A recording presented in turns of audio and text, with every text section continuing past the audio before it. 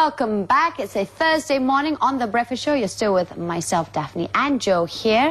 And we're going to talk to our first guest this morning. Now, Google has become such an important tool in our lives that it's now a word in the dictionary. I mean, how many times have someone told you to go Google it, Google it? Just, you want to find out about it? Just go Google it. Yeah. But just what are people in Malaysia and around the world Googling?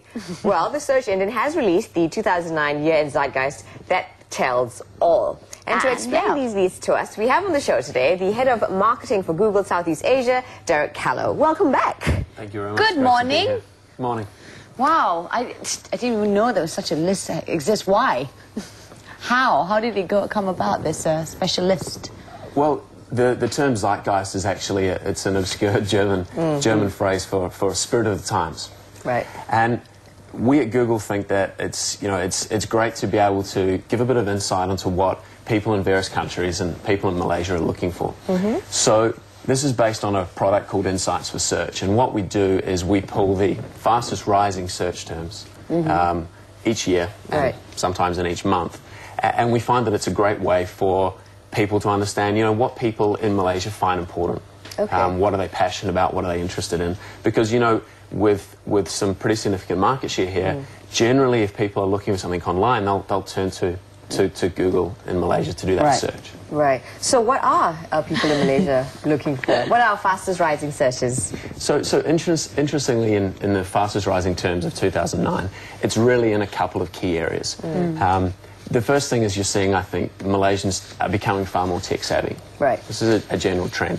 So Facebook, Twitter are terms that are really begun to spike in 2009. The second thing is that Malaysians, like myself in general, we love a good bit of gossip. Right. And so people tend to get on the fastest rising search terms for good and the not so good things. So, you'll see some politicians, etc., making that list as well. Okay, so just to give you an idea of what the fastest rising search of 2009 were, number one was Facebook login, 2 Michael Jackson, 3 Elizabeth Wong. Wow. What's the difference between fastest rising and most popular searches? So what we find is that there's some things that people always tend to be interested in that they go to Google to try and find.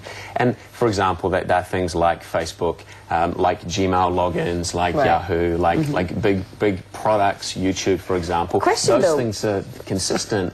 Fastest rising, we look at changes from the month or the year before, because that's when you see, the internet is often a really early indicator of what people are looking for. So, so for example, we pulled a list for January. What we're seeing is that people are going there when they find a great new movie coming out, or they want to find out about the lunar eclipse that happened in January. Those are really good early indicators.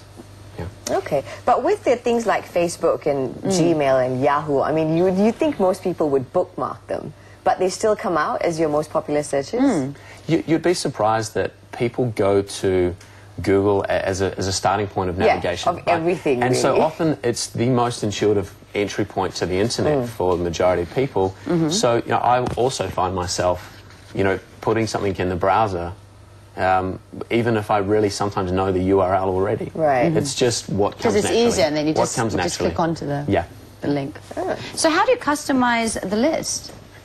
So we pull an overall list, which we talked about before, but it's also interesting to pull some sort of sub list as well. And so, for example, we pulled a list of the fastest rising entertainers. And so the thing that's very interesting is like a very famous entertainer like Zia V, discovered on YouTube, was more popular and faster rising some of the more traditional entertainers.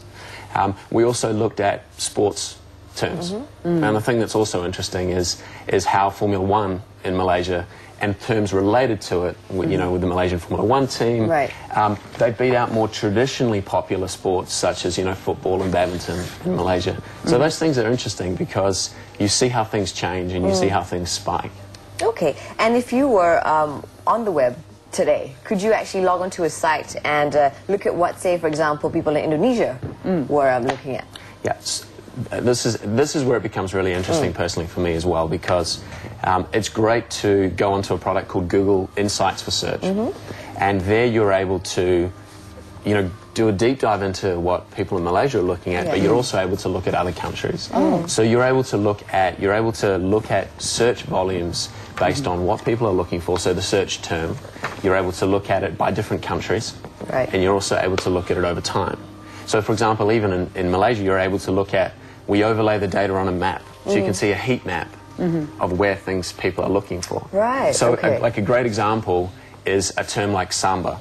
Right, and so when you can put in the search term samba, and it will give you countries and cities in the world where it's popular. And for example, obviously Rio de Janeiro is a city where this is very popular, but also a number of cities in Eastern Europe pop out. But also that's when you learn that samba is a Latin American dance, but it's also a programming language. So that's why, you know, and so that's very interesting, a little obscure piece of information that we at Google find kind of interesting. Maybe I'm just a geek. But, well, if you want to look stuff like that up, the website is, well, of course, www.google.com.my/insights/search.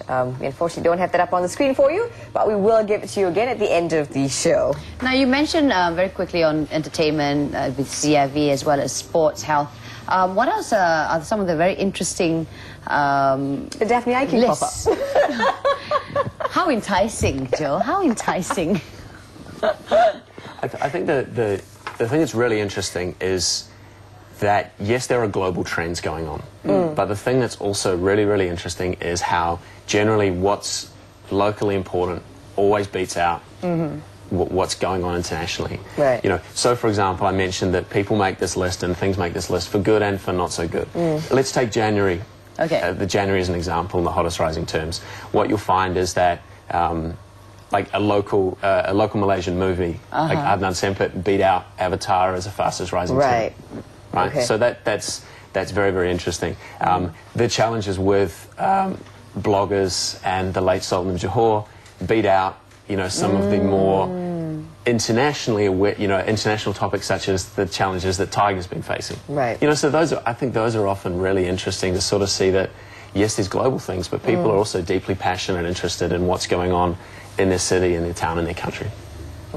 So from besides telling perhaps where a country is moving in terms of technology and their interests, how else can the list benefit people?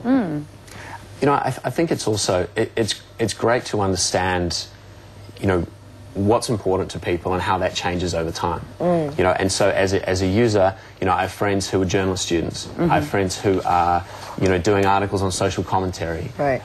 People who want to understand cultural differences and geographic differences. And so the Insights for Search product, as I said before, is great because you can look at search terms by country and over time.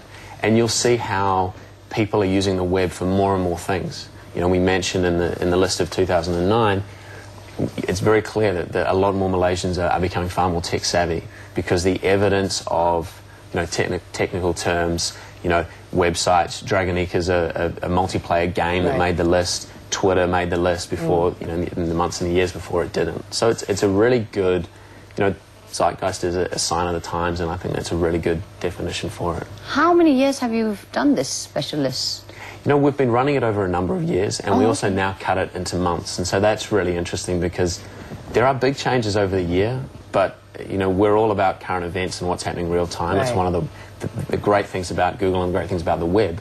Things can happen in the morning and they're blogged about and they're about in the afternoon. Things can happen instantly and they're on Twitter and then they're on the Twitter feed in Google. So that's, you can find out about what people are looking at real time. I think we should also just clarify very quickly that when you talk about individuals and their search and stuff, you're not actually monitoring an individual behind his computer, but rather this thing, the list is made up of a study of a larger scale. Am I right? Yeah, absolutely. You know, at Google, the trust and respect of users is paramount, and so that privacy is obviously very critical for us. And so these are anonymized searches. Absolutely, we look at it at a country, you know, at a regional and a country level. So we protect the privacy and trust our users, yet we still aggregate the data in a way that's useful for people who want to use the Insights for Search product. Okay. Now I remember Google also did some like top 10 places to visit and stuff like that, maps and stuff. What else do you have going on for Google besides the list and etc. etc.? Google it. Well, obviously, you know, first and foremost, we're all about search at Google, and so continuing to, you know, these types of things really show that we're continuing to innovate on the search platform, and that's important for us. Obviously, I can't talk too much about future things, but you guys will be the first to know when we do some cool stuff. Like, if I tell you, I have to kill you. Just very quickly, one last question. If I log on to www.google.com/Zeitgeist today, what can I find? Wow. It's pretty early. It's pretty early in the morning. I could tell you what happened in January, but I'll have to go actually get on my phone after this and have a look for today. Right. It'll be one of the things I'll probably do in the car on the way to the airport. Okay, then. Well, thank you so much, Derek, for being with us this morning, and have a safe flight back. Thanks again. Thank you, Derek. Thanks. Oh, there you go. Yeah, so definitely, let's go see if you've been Googled enough this last year, Daph. Damn, I thought I was. With that, we need to take another quick break, but when